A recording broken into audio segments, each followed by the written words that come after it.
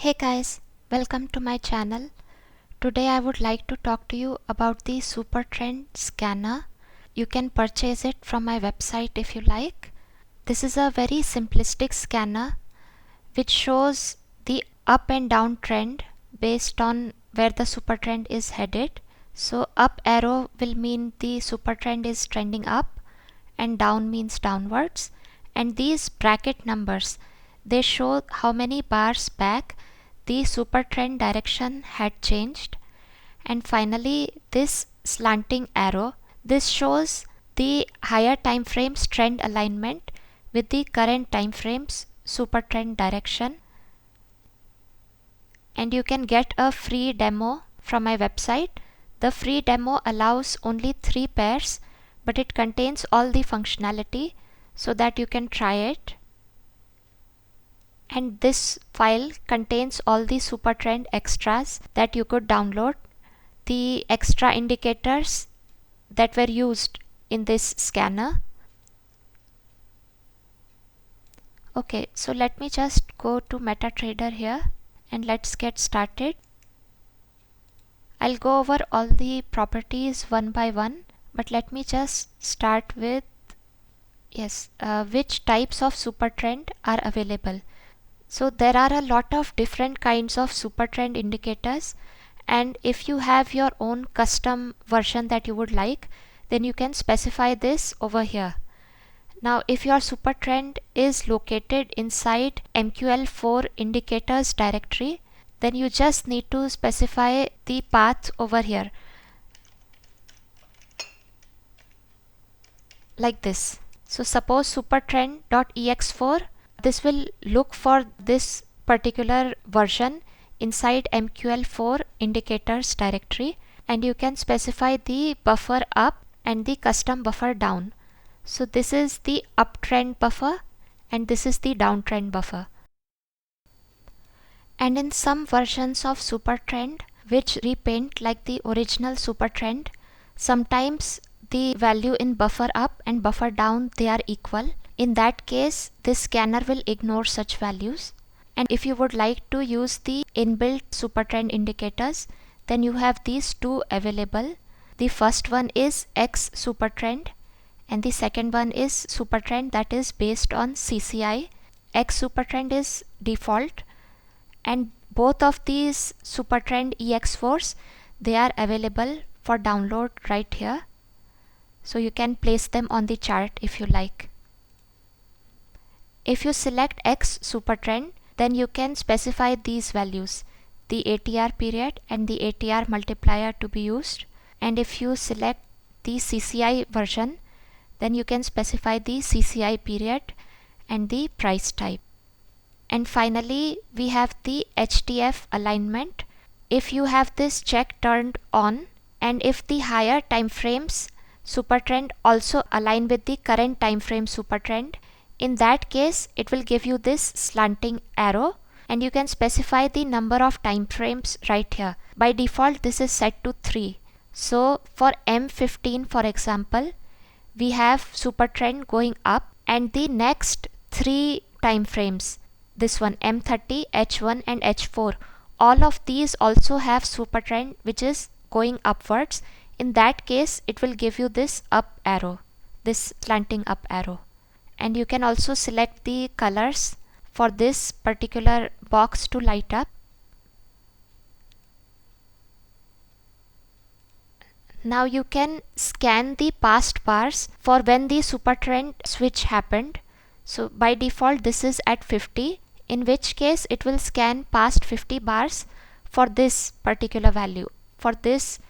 And if you don't see any bracket numbers, that means that the supertrend switch had happened long time before, much before the 50 bars right here. And you can also specify the past bars back alerts. Sometimes if you are only interested when supertrend direction switch has occurred on the current bar, in that case you can leave this at 1. But suppose if you are interested in waiting several bars after the supertrend switch has happened in order to get the alerts, in that case you can specify this to a higher number like 5 or 10. And you can also change the shift to more than 1. and if you have that, then it will check for the past 5 bars for a super trend switch, and it will highlight those boxes also, and it will show you this particular alert. By default this value is at 1, because mostly we are only interested when the super trend switch has just happened.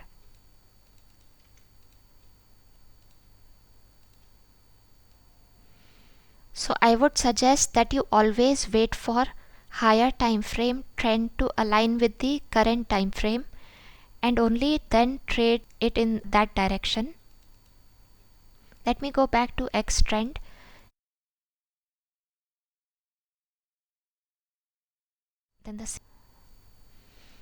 Now let's take an example like say this one, where we only have the up arrow, and going to the chart, as you can see the higher time frame trend is downwards, and that is why if you get an upward super trend, then that lasts for only a few bars, and right here you got the uptrend, so it is not very safe to trade just now because it will probably only last for a few bars. So it's very important to see which direction the super trend is going in the higher time frames. And let's go back and let's take an example. For example, this one, you have a downward slanting arrow and super trend change had happened 27 bars back, or right here this is 13 bars back.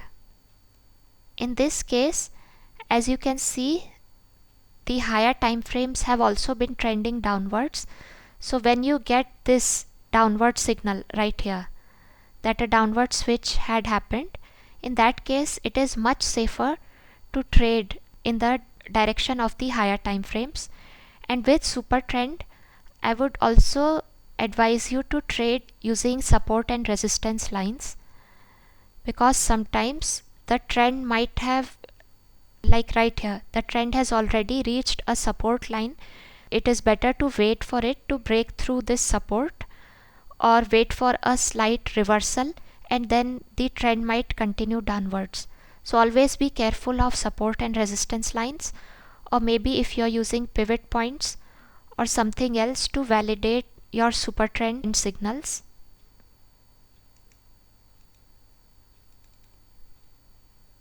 Okay, so let me go through all these settings, the scanner settings. This unique prefix is used to build this scanner, and suppose if you're using multiple scanners on the same chart, then I would suggest that you use a different unique prefix. Like this one could be ABR1, and the next scanner that you have, that could be ABR2, and so on. So whatever prefix you use here, make sure that it's completely unique. And right here you can select the pair presets. You can have your own pair list, or you can select any one of these presets. If you select your own pair list, then you can specify a comma separated list. And if you're interested in other pairs other than Forex, then you can specify those right here. And over here you can specify the time frames that you want to load on the scanner. And finally we have font size, column number, X and Y axis, which will show you how to position the dashboard in the exact place where you would like. And you can also, if you feel like this scanner has grown too big and if you would like to make it smaller, you can always change the font size to 6 or 7. And when you click one of these buttons, it will by default open that chart in a new window, and it will use this particular template, the template which you specify right here for that new chart. So this template should already exist in your templates folder, and if you are only interested in opening the chart in the current existing chart, then set this value to false. And if you have any open running orders, in that case if you want those pairs to be highlighted, you can specify true right here. And so if you have a buy trade running, then it will turn green, or whatever color you have right here, If you have a sell order running, then this will turn to this particular color. Let me set this to false. And you can also change the button width and the row height right here. Negative value will decrease this, positive value will increase this. Right here you have all the possible charts and logs. So if you want to get the pop-up alerts, then you can set this to true, and which is true by default. And if you would like to have push notifications, email or file alerts, then you can set these values. You can also set a custom file name, otherwise it will use the default file name and it will create a file right here. And we already went through these settings. So shift will check for which bar onwards you would like to check the super trend signal for, and if you set it to a higher value like 10, then it will ignore bars 1 to 10 and it will 1 to 9 and it will take the 10th bar. And I already explained all of these. And finally these are the colors for these arrows and these boxes. So I think that's pretty much it. This is a very simple scanner and I really hope you enjoy using it. You can check it out on my website, try out the demo before buying so that you know exactly how it works. And I will update my website with this video tutorial as well. So just go over all the settings and description and let me know what you think.